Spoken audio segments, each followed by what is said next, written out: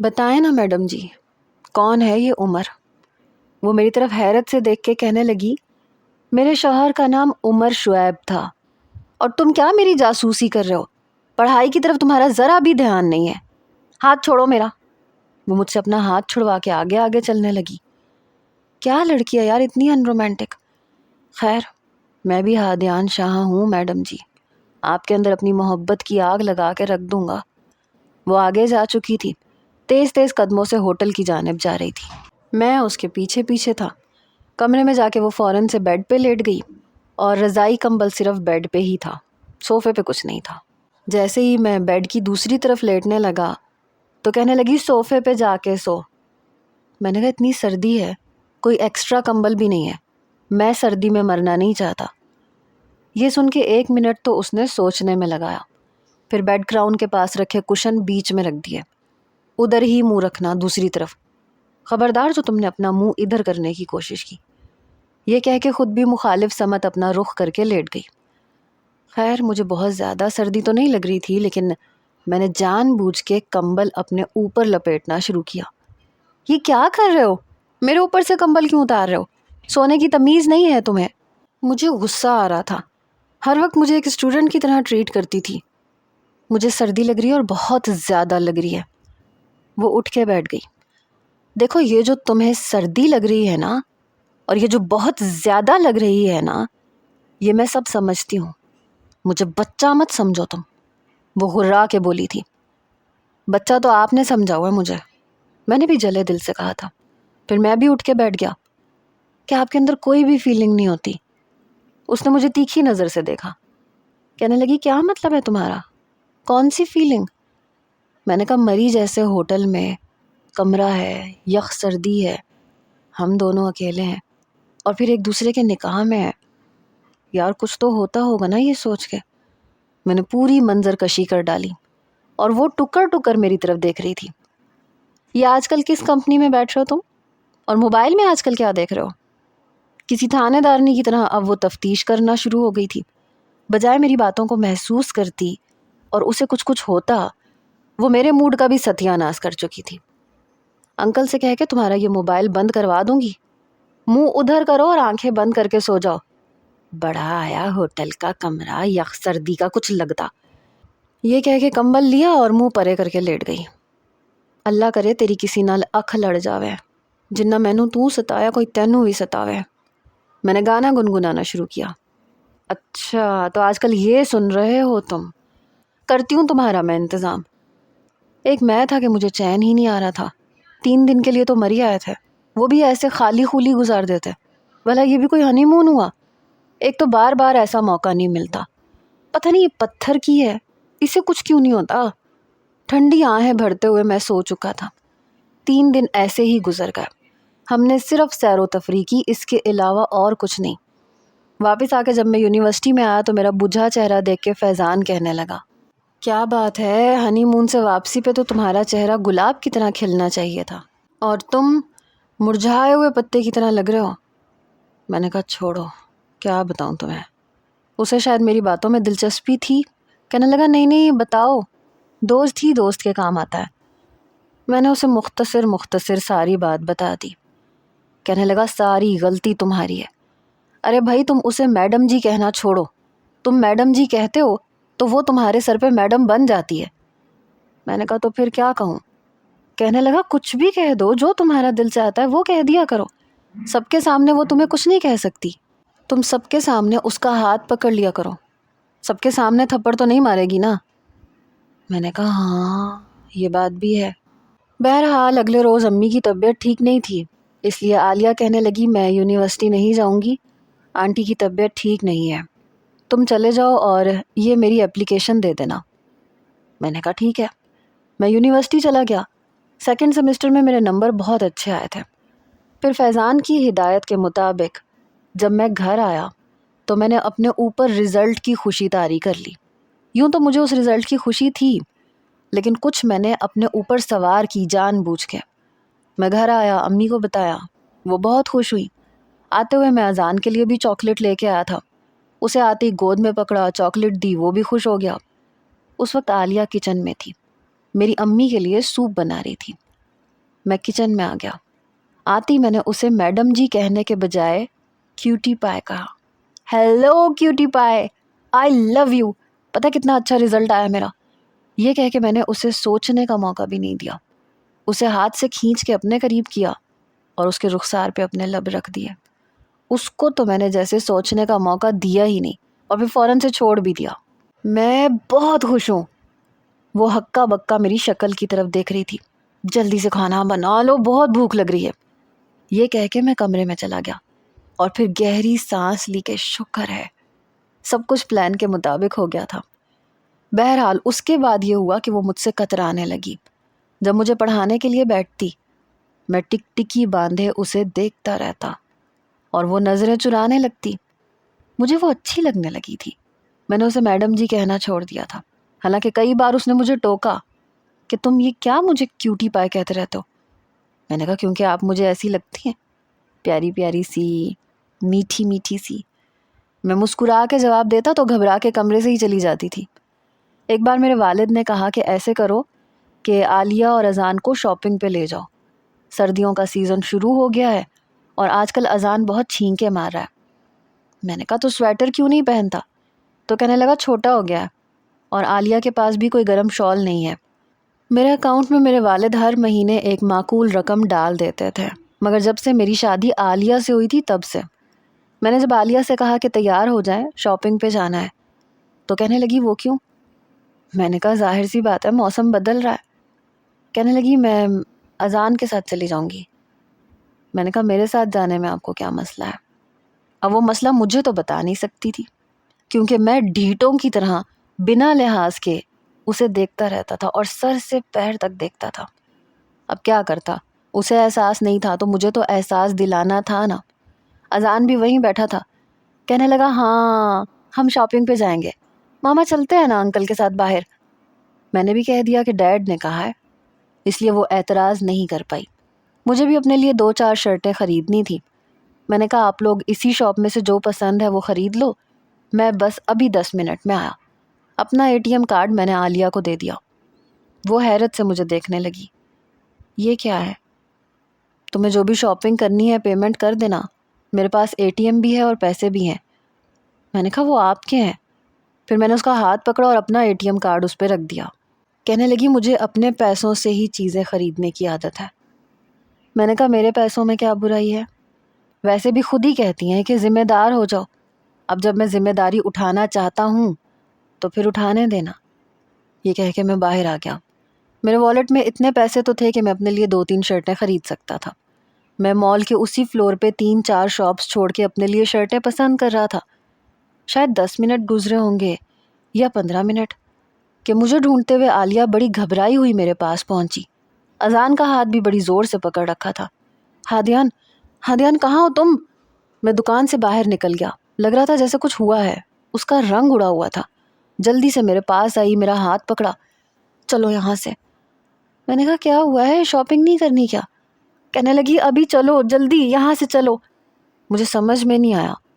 تبھی ایک 32-35 سالہ شخص تیز قدموں سے چلتا ہوا ہماری طرف آ رہا تھا, لیکن مجھے دیکھ کے وہ رک گیا.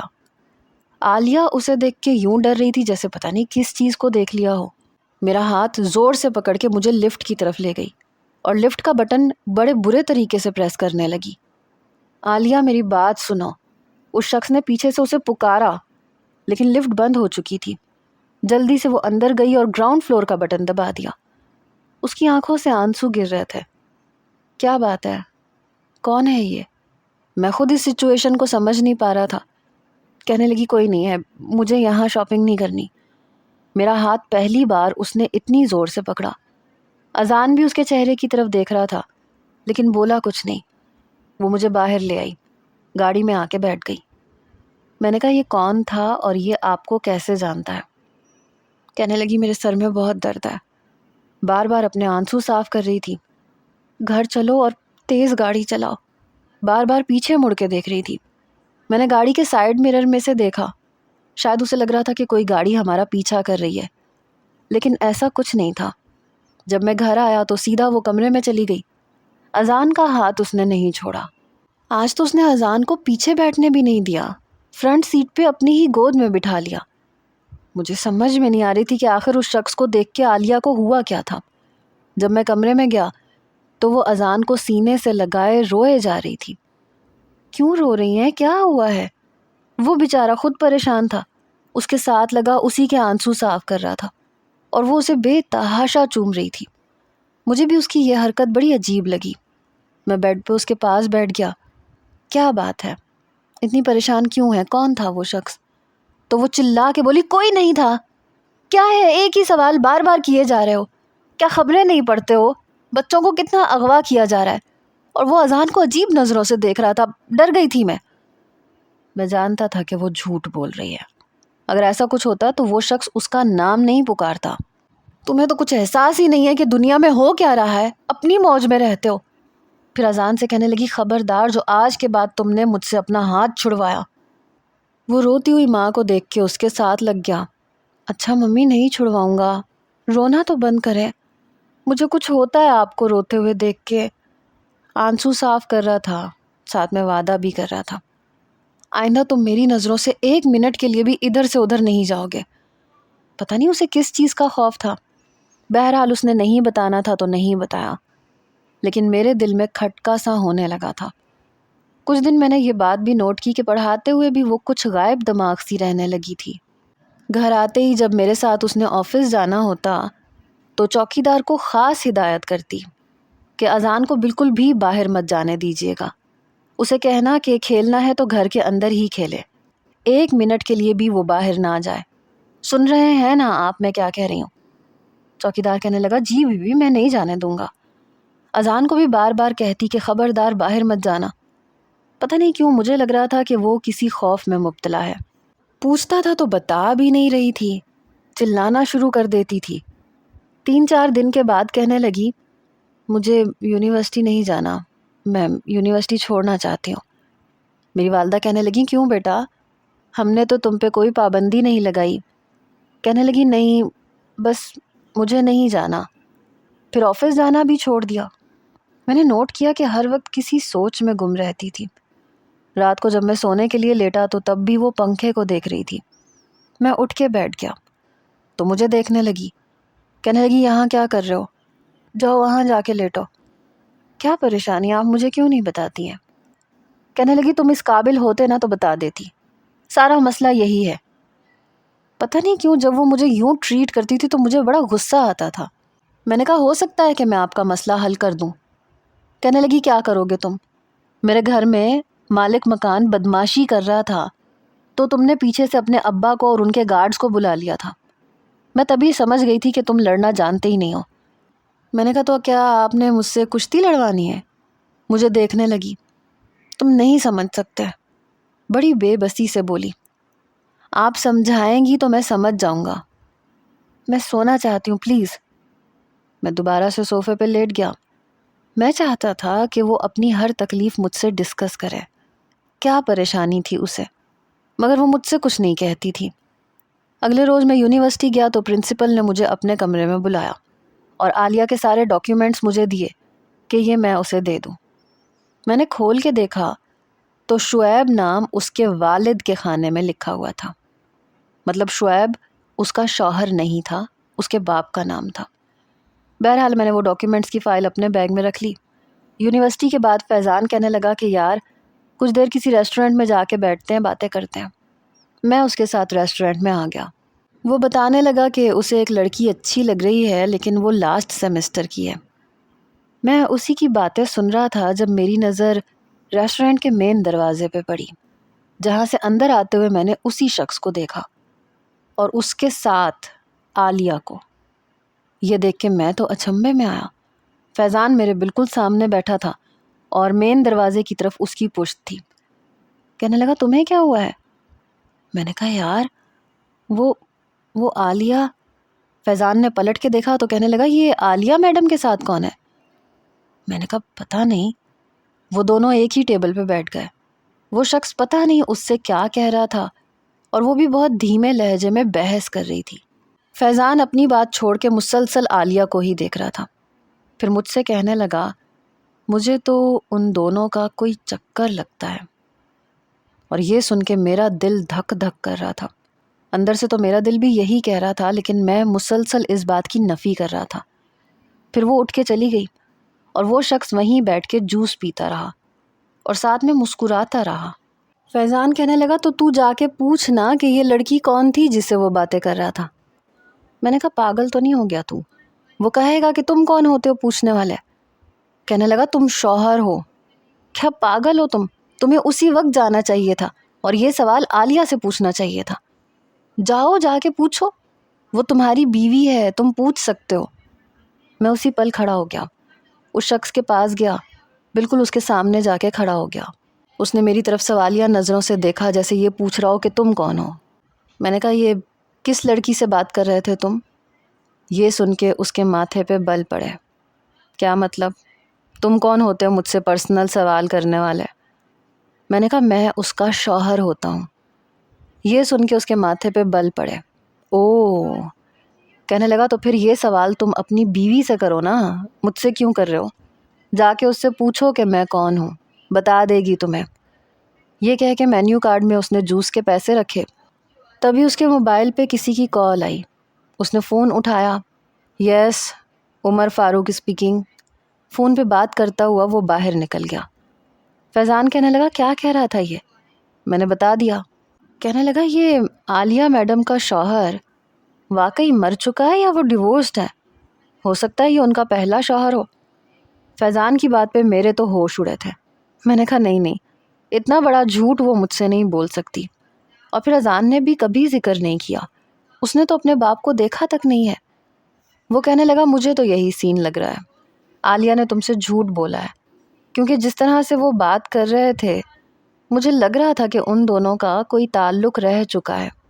اتنا تو میرا بھی تجربہ ہے باس، اڑتی چڑیا کے پر گن لیتا ہوں۔ تو کیا ایک میں ہی احمق تھا جو ابھی تک یہ بات سمجھ نہیں سکا؟ مجھے یاد آنے لگا کہ اس دن مال میں بھی وہ اسی شخص کو دیکھ کے گھبرا رہی تھی اور اس نے اس کا نام بھی لیا تھا۔ اور ہاں، موبائل پہ کال آنے پہ وہ شخص اپنا نام شاید عمر فاروق بتا رہا تھا۔ اس کا مطلب میرا دماغ گھوم کے رہ گیا تھا۔ میں جب گھر گیا تب بھی وہ لاؤنج میں بیٹھی کسی گہری سوچ میں تھی۔ اذان کارٹون دیکھ رہا تھا، ساتھ ساتھ ہنس رہا تھا۔ اس بار میں نے اسے چاکلیٹ بھی نہیں دی۔ میں سیدھا اپنے کمرے میں چلا گیا۔ سوچ سوچ کے میرا دماغ کھولنے لگا۔ کیا چکر تھا یہ؟ مجھے بتاتی کیوں نہیں تھی؟ کچھ دیر بعد وہ کمرے میں آئی۔ تم کب آئے اور اتنی دیر سے کیوں آئے ہو؟ آنٹی بتا رہی تھی کہ تم ابھی تک نہیں آئے، کہاں گئے تھے؟ پہلی بار مجھے بڑا غصہ آیا۔ آپ سے مطلب؟ آپ کون ہوتی ہیں مجھ سے پوچھنے والی؟ اس نے مجھے غصے سے دیکھا۔ میں کوئی نہیں ہوتی، میری طرف سے بھاڑ میں جاؤ، مجھے زیادہ غصہ دلانے کی کوشش مت کیا کرو۔ یہ کہہ کے وہ باہر چلی گئی۔ میں نے دوپہر کا کھانا بھی نہیں کھایا، لیٹ کے اپنی آنکھوں پہ بازو رکھے، اندر آگ جل رہی تھی۔ شام کو وہ چائے بنا کے لے آئی۔ طبیعت تو ٹھیک ہے تمہاری؟ اس نے جیسے ہی میری پیشانی کو اپنے ہاتھ سے چھونا چاہا، میں نے اس کا ہاتھ جھٹک دیا۔ ہاتھ مت لگاؤ مجھے، یہ کہہ کے میں اٹھ کے بیٹھ گیا۔ کہنے لگی دماغ تو خراب نہیں ہو گیا تمہارا؟ کس چیز کا غصہ چڑھا ہوا ہے تمہیں؟ میں نے کہا کہاں گئی تھیں آج؟ میں نہیں جانتا کہ میرے اندر شکی شوہر کیسے جاگ اٹھا تھا، اور وہ بھی اپنی پوری آب و تاب سے۔ اس نے نظر چرائی۔ کیا مطلب؟ میں کہیں نہیں گئی تھی، بس شاپنگ پہ گئی تھی۔ اس نے نظر بدلی۔ میں کھڑا ہو گیا۔ جھوٹ مت بولو مجھ سے، میں نے خود تمہیں ریسٹورنٹ میں اسی شخص کے ساتھ دیکھا تھا جو اس دن مال میں تمہیں پکار رہا تھا۔ کون ہے وہ تمہارا؟ اب وہ بری طرح سے گھبرا گئی۔ کمرے سے باہر جانے لگی تو میں نے اس کا بازو پکڑ لیا۔ کچھ پوچھا ہے تم سے؟ میں نے سخت لہجے میں پوچھا۔ ہادیان میرا ہاتھ چھوڑو، وہ گھبرائی تھی۔ میں نے پوچھا ہے کون تھا وہ؟ تمہارا پہلا شوہر تھا۔ میری بات پہ اس نے میری طرف دیکھا۔ تمہیں جو سمجھنا ہے سمجھو، میرا بازو چھوڑو۔ تو تمہارا شوہر مرا نہیں تھا، تمہیں اس نے طلاق دی تھی۔ تم نے جھوٹ بولا تھا کہ تم بیوہ ہو۔ شعیب تمہارے شوہر کا نہیں، تمہارے باپ کا نام ہے۔ کیوں جھوٹ بولا تھا مجھ سے؟ اور اگر وہ تمہیں طلاق دے چکا ہے تو پھر کیوں گئی تھی اس سے ملنے؟ مجھے دھوکہ کیوں دے رہی ہو؟ میرا لہجہ خود بخود سخت ہونے لگا۔ میرے اندر ایک طوفان برپا تھا۔ ہادیان میں پہلی بہت پریشان ہوں، مجھے مزید پریشان مت کرو۔ میرا بازو چھوڑو، اتنی زور سے کیوں پکڑ رکھا ہے؟ درد ہو رہا ہے مجھے۔ پہلے مجھے بتاؤ کون ہے وہ شخص اور مجھے دھوکہ کیوں دے رہی تھی؟ مجھ سے کیوں جھوٹ بولا؟ وہ تمہارا پہلا شوہر ہے نا؟ بولتی کیوں نہیں ہو؟ میں چلایا تھا۔ وہ بھی چلا کے بولی ہاں ہے وہ میرا پہلا شوہر، گئی تھی میں اس سے ملنے، تم جیسے لوزر کے ساتھ تو میں زندگی گزارنے سے رہی، یہی سننا چاہتے تھے نا؟ تو اب میرا ہاتھ چھوڑو۔ میں نے اپنی گرفت تھوڑی اور مضبوط کر لی، وہ ہزار ضبط کے باوجود کراہی تھی۔ تو پھر مجھ سے شادی کیوں کی؟ تاکہ حلال کر سکوں۔ اس کی اس بات نے مجھے زوردار جھٹکا لگایا تھا۔ میرے ہاتھ کی گرفت خود بخود ہلکی ہوئی اور وہ ہاتھ چھڑا کے مجھے دوبارہ دھکا دے کے بیڈ پہ گرا کے چلی گئی، اور مجھے لگ رہا تھا کسی نے مجھے اندھی کھائی میں گرا دیا ہو۔ کیا سمجھ رکھا تھا اس نے مجھے؟ میں کوئی کھلونا تھا کہ اس نے بوقت ضرورت مجھے استعمال کیا اور اب مجھے چھوڑ کے اپنے پہلے شوہر کے پاس جانا چاہتی ہے؟ میرے اندر تو گویا آگ سی لگ گئی۔ کیا تھا میں اور کیا سمجھ لیا تھا اس نے مجھے؟ میں اس کی عزت کرتا تھا، میڈم جی بولتا تھا، اور اس نے مجھے اتنا نارمل لے لیا، میرے ساتھ اتنا بڑا کھیل کھیل گئی، اور میں واقعی لوزر نکلا۔ باقی کا دن بھی میرا کمرے میں گزرا۔ ڈنر کے وقت اذان اندر آیا، پتہ نہیں کیوں مجھے اس پہ بھی غصہ آ رہا تھا۔ کہنے لگا انکل کھانا کھا لیں۔ میں نے کہا مجھے بھوک نہیں ہے۔ کہنے لگا کیا ہو گیا ہے، پورا دن آپ کمرے میں رہے، آپ کی طبیعت تو ٹھیک ہے نا؟ میں نے کہا ہاں ٹھیک ہے، جاؤ یہاں سے۔ مجھے یوں غصے سے بات کرتے دیکھ کے اس کا مسکراتا چہرہ بجھ گیا۔ وہ کمرے سے چلا گیا۔ میں دوبارہ سے بیڈ پہ لیٹ گیا تھا۔ رات کے 12:30 بجے وہ اندر آئی۔ اسے لگا کہ میں سو رہا ہوں۔ بیڈ کی دوسری جانب اس نے تکیہ اٹھایا تو میں نے مڑ کے اس کی کلائی پکڑ لی، اسے بے ساختہ اپنی طرف کھینچا۔ وہ اس افتاد کے لیے تیار نہیں تھی، اس لیے بیڈ پہ گر چکی تھی۔ اندر ہی اندر میرے اندر یہ چیز آگ لگا رہی تھی کہ وہ مجھے چھوڑ کے کیوں جائے گی، یا اس نے مجھے اس طرح سے استعمال کیوں کیا؟ کیونکہ میں اس سے محبت کرنے لگا تھا۔ اگلے ہی پل میں اس پہ حاوی ہو چکا تھا۔ ہادیان، یہ کیا بدتمیزی ہے؟ بدتمیزی تو میں اب کروں گا۔ تم ہوتی کون ہو مجھے اپنے مقصد کے لیے یوز کرنے والی؟ تمہیں لوزر لگتا ہوں میں؟ تمہیں لگتا ہے کہ میں تمہاری ذمہ داری نہیں نبھا سکتا؟ میں سب کچھ کر سکتا ہوں، ہاں بس میں تمہیں چھوڑ نہیں سکتا۔ ہادیان اٹھو میرے اوپر سے، تم پاگل تو نہیں ہو گئے ہو؟ ہاں ہو گیا ہوں میں پاگل، میں تمہارے پیار میں پاگل ہو گیا ہوں، میں تمہیں نہیں چھوڑ سکتا۔ تم جو سمجھ رہے ہو ویسا کچھ نہیں ہے، چھوڑو مجھے۔ میں نے کہا مجھے کچھ سمجھنا ہی نہیں ہے، مجھے کچھ بھی نہیں سمجھنا، مجھے وہ کرنا ہے جس سے تم میری ہو جاؤ، میں تمہیں کہیں نہیں جانے دوں گا۔ اس کے ہاتھوں کی انگلیوں میں نے اپنی انگلیاں پیوست کی اور اسے بیڈ سے پن کر دیا۔ ہادیان میری بات، لیکن میں نے اس کی بات مکمل نہیں ہونے دی۔ اپنے ہونٹوں کو سیراب کرنے لگا اس کے لبوں سے، اور پھر میں اس کی گردن پہ جھک گیا۔ تم میری ہو اور تم میری ہی رہو گی۔ آہستہ آہستہ میں ساری حدیں پار کر رہا تھا، مگر جب میں اس میں سمانے لگا تو وہ چلائی تھی پلیز ہادیان درد ہو رہا ہے۔ جھوٹ مت بولو، وہ کہنے لگی میں جھوٹ نہیں بول رہی، پیچھے ہٹو۔ تو پھر سہ لو، کون سا پہلی بار سہوگی؟ میں جس مقام پہ تھا میں پیچھے ہٹ ہی نہیں سکتا تھا۔ میں اسے مکمل طور پہ اپنا چکا تھا۔ اس کے کھلے بال، اڑی ہوئی رنگت نائٹ بلب میں اور بھی دلکش لگ رہی تھی۔ اسے خود میں سمیٹ کے میں سو چکا تھا۔ پہلے تو وہ کسمساتی رہی، پھر میری گرفت میں بے بس ہو کے سو چکی تھی۔ صبح جب میری آنکھ پہلے کھلی تو وہ میرے ساتھ لگی میرے بازو پہ ہی بے خبر سو رہی تھی۔ اس کا سر میرے سینے پہ تھا۔ بے ساختہ مجھے اس پہ پھر سے پیار آیا۔ میں اس کے چہرے پہ بکھرے بالوں کو اپنی شہادت کی انگلی سے پیچھے کرنے لگا۔ اس کی آنکھ کھلی، مجھے دیکھتے ہی ماتھے پہ بل ڈالے، پھر میرے سینے پہ ہاتھ رکھ کے مجھے پیچھے کو دھکا دیا۔ جیسے ہی وہ اٹھ کے پیچھے ہٹی تب تک میں بھی اٹھ کے بیٹھ چکا تھا، لیکن بیڈ کی چادر دیکھ کے مجھے ایک زوردار جھٹکا لگا۔ وہ فٹافٹ سے اٹھ کے کھڑی ہو گئی۔ میں نے اسے بڑی حیرت سے دیکھا۔ میں نے کہا تم تو کہہ رہی تھی کہ تم طلاق یافتہ ہو۔ میرا تو دماغ گول گول گھومنے لگا۔ کیا تھی یہ لڑکی؟ ایک کے بعد ایک جھٹکا۔ وہ الماری کے پاس گئی، اپنے کپڑے نکالے اور واش روم میں چلی گئی، اور میرا دماغ سوچنے سے قاصر ہو چکا تھا۔ اس کا مطلب اس کی شادی ہوئی ہی نہیں تھی۔ شادی نہیں ہوئی تھی تو پھر اذان؟ اف، مجھے لگا میرا دماغ چکرا کے رہ گیا۔ میں اٹھ کے کھڑا ہو گیا، جلدی سے بیڈ کی چادر بدلی، وہ واش روم سے باہر آئی تو سر پہ دوپٹہ لے کے باہر جانے لگی، لیکن میں اس کا راستہ روک چکا تھا۔ اذان کس کا بچہ ہے؟ اس نے گہری سانس لی۔ میں اسی لیے تمہارے پاس نہیں آ رہی تھی، میں بہت بڑی مشکل میں پھنسی ہوئی ہوں، خدا کے لیے مجھے اس مشکل سے نکلنے دو، پھر میں تمہارے سارے سوالوں کا جواب دے دوں گی۔ کہیں نہیں جا رہی میں تمہیں چھوڑ کے۔ کل تم غصے میں بولے جا رہے تھے، اس لیے میں نے تمہیں سارے الٹے جواب دے دیے تھے۔ تو تم مجھے بتاتی کیوں نہیں ہو کہ سچ کیا ہے؟ کون سی پریشانی ہے مجھے بتاؤ، میں حل کر دوں گا۔ کہنے لگی یہی افسوس ہے کہ تم حل نہیں کر سکتے۔ اذان میری دوست کا بیٹا ہے، اور وہ شخص جو تمہیں مال میں نظر آیا تھا یا جو ریسٹورنٹ میں نظر آیا تھا، وہ اس کا شوہر تھا، جس نے میری بہن جیسی دوست کے ساتھ بہت ظلم کیا تھا۔ انسانیت کے نام پہ وہ جانور تھا، بھیڑیا تھا۔ اس نے میری دوست سے پہلے محبت کا ناٹک کیا۔ میری دوست نے اس کی محبت میں پاگل ہو کے اپنے ماں باپ سے لڑ کے جھگڑ کے اس سے شادی کی، اور اس کے والدین نے شادی کے بعد بیٹی کو مکمل طور پہ چھوڑ دیا، پیچھے پلٹ کے نہیں دیکھا۔ اور وہ شخص جانتا تھا کہ اس کے پیچھے کوئی نہیں آئے گا، بس ایک میں تھی جو اس کے پڑوس میں رہتی تھی۔ میرے والد اس وقت بہت بیمار رہتے تھے، والدہ میری تھی ہی نہیں۔ وہ مجھ سے اپنی ہر بات شیئر کرتی تھی، اور پھر جب وہ پریگننٹ ہو گئی تو یہ شخص بیرون ملک چلا گیا۔ اسے وہاں جانے کا چانس مل گیا تھا، فلیٹ تک کرائے کا تھا۔ کرایہ نہ ملنے کی وجہ سے فرح کو وہاں سے نکال دیا گیا۔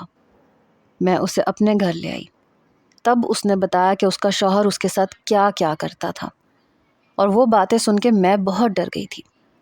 عمر فاروق کو بس یہ پتا تھا کہ اس کے جانے سے پہلے فرح پریگننٹ تھی، اور وہ کہہ چکا تھا کہ میرے پیچھے سے بچہ ضائع کروا دینا، چاہو تو اپنے گھر چلی جاؤ۔ لیکن اس کے گھر والے فرح کو اپنانے کے لیے تیار ہی نہیں تھے۔ میں نے اسے سنبھالا، لیکن جب اس کی ڈیلیوری ہوئی تو بہت سی کمپلیکیشنز بڑھ گئیں۔ بس بچے کی پیدائش کے 1 گھنٹے تک ہی وہ زندہ رہ پائی، اور اس نے مجھ سے وعدہ لیا تھا کہ میں کبھی بھی اذان کو اس کے باپ کے حوالے نہ کروں۔ میں مردوں سے خوف کھانے لگی تھی۔ میں اس لیے سوچ رہی تھی کہ میں شادی ہی نہیں کروں گی، کیونکہ آج آ کے عورت کی بے بسی کا فائدہ مرد ہی اٹھاتا ہے۔ میں پڑھائی میں بہت اچھی تھی، جب کالج جاتی تھی تو تب تک میرے والد ہی اذان کو سنبھالتے تھے۔ شروع سے ہی ایک تو میرا داخلہ چھوٹی عمر میں ہو گیا تھا، پھر میری ذہانت کو دیکھ کے اسکول والوں نے میری 1-2 کلاسز کی جمپ کروا دی تھی۔ کالج سے آ کے میں اذان کو سنبھالتی، یہی سلسلہ جاری رہا یونیورسٹی تک۔ لیکن اذان 2.5 سال کا تھا جب میرے والد کا انتقال ہو گیا۔ گھر میرے والد کا اپنا تھا، لیکن مجھے بیچنا پڑا کیونکہ میرے پاس 1 سیمسٹر کی فیس دینے کے لیے پیسے نہیں تھے۔ وہ پیسے میں نے اکاؤنٹ میں جمع کروائے۔ آمدنی کا کوئی ذریعہ نہیں بچا تھا۔ بابا کے انتقال کے بعد ان کی پینشن بھی ختم ہو گئی۔ میں اپنی تعلیم بھی ادھوری نہیں چھوڑ سکتی تھی۔ پھر پیسے ختم ہونے لگے، پھر اذان بیمار رہنے لگا۔ مجھے سمجھ میں نہیں آتا تھا کہ میں کیا کروں، کس کے پاس اسے چھوڑوں۔ پھر میں اسے اپنے ساتھ یونیورسٹی لے جانے لگی، اور وہاں سب کو یہ لگنے لگا کہ وہ میرا بیٹا ہے۔ یہ کہنے سے یہ ہوا کہ سب مجھے بیوہ سمجھنے لگے۔ کئی لوگ میری عزت بھی کرتے تھے، کوئی مجھے بری نظر سے دیکھتا بھی نہیں تھا، لیکن محلے کے بزرگ بہت اچھے تھے، اس لیے کسی کی ہمت نہیں تھی کہ کوئی مجھے پریشان کرتا۔ میں نے سبھی کو یہی بتانا شروع کر دیا، اور پھر اذان سے مجھے محبت بھی بہت تھی۔ مجھے کبھی نہیں لگا کہ وہ میرا بچہ نہیں ہے۔ اس دن مال میں اس کے باپ نے مجھے دیکھ لیا، بلکہ سب سے پہلے وہ اذان سے ہی ملا تھا۔ اذان کو کھلونے پسند آ رہے تھے، اور جس ریک پہ ہیلی کاپٹر تھا وہ بہت اونچا تھا۔ اس نے اسی کو کہا کہ انکل وہ ہیلی کاپٹر اتار دے۔ اس نے اتار دیا۔ تبھی میں وہاں آ گئی۔ مجھے دیکھ کے وہ پہچان گیا اور میں ڈر گئی، اس لیے اذان کو لے کے میں تمہیں لے کے وہاں سے گھر آ گئی، مگر وہ گھر دیکھ چکا تھا۔ مجھ سے کئی بار وہ بنگلے کے باہر ملا کہ میرا بچہ تمہارے پاس ہے، کیونکہ میں جانتا ہوں کہ تمہاری شادی کو کچھ ماہ ہوئے ہیں، اور میں اس سے یہی کہہ رہی تھی کہ تم میرے دوسرے شوہر ہو، میرا پہلا شوہر مر گیا ہے، لیکن وہ بضد ہے کہ وہ DNA ٹیسٹ کروائے گا، اور اگر اذان اسی کا بیٹا نکلا تو وہ اسے لے کے جائے گا۔ یہ کہتے ہوئے وہ رونے لگی۔ ہادیان، میں اذان کے بغیر نہیں رہ سکتی۔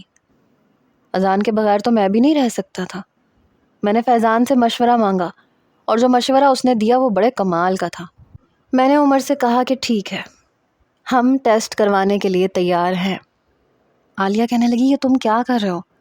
جس ہاسپٹل میں اذان اور عالیہ کو لے کے گیا فیضان وہاں پہلے سے موجود تھا، اپنے بھتیجے کو بھی وہ لے کے آیا تھا۔ لیبارٹری والا لڑکا اس کا دوست تھا۔ سیمپل لیے گئے مگر عمر کے سیمپل کا ٹیسٹ فیضان کے بھتیجے سے میچ کیا گیا، جو کہ وہی نکلا جو ہم نے سوچا تھا۔ لیکن عالیہ کے سامنے ہیرو بننے کے لیے میں نے کہا کہ یہ سارا میرا آئیڈیا تھا۔ اب اتنا تو چلتا ہے نا؟ کیوں چلتا ہے نا؟